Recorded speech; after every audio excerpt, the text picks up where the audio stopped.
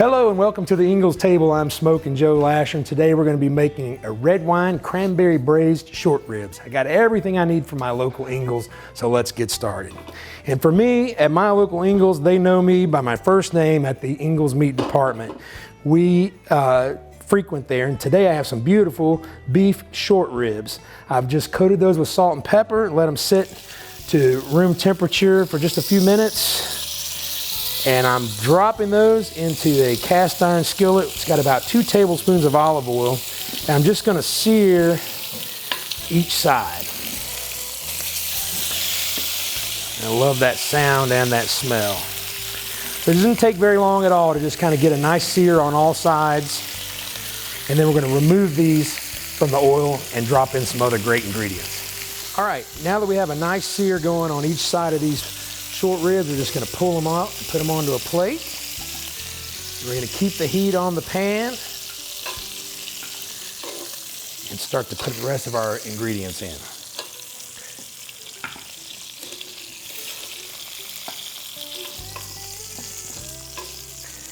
All right, so I've got about 4 medium-sized carrots chopped. I've got a nice large yellow onion sliced. And then I've got a couple of small shallots. Just drop that in, a little salt and pepper in there. And we're just gonna let that cook until those onions start to become just translucent, soften up just a bit. All right, so these onions have started to cook down, those flavors are melding together. I'm just gonna take these short ribs and pop them right back into there, right on top.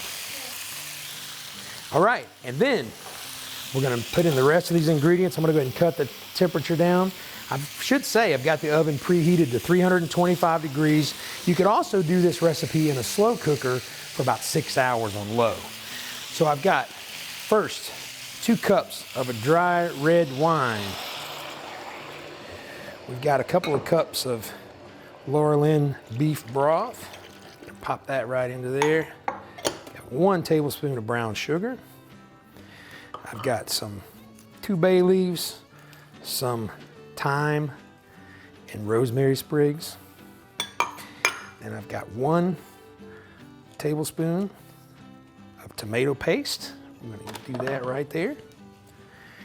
And then a little more salt and pepper. And we're going to take a spoon and just gently stir all of that in.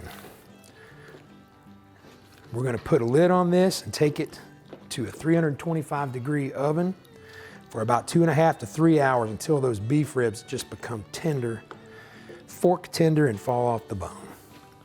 But before we do that, the last ingredient, we're going to put 2 cups of cranberries all over the top, like so. Let's take this to the oven. So here we are. So as you can see in the pot, everything's cooked down just so nicely. I wish there was smell-o-vision because you would be as amazed as I am.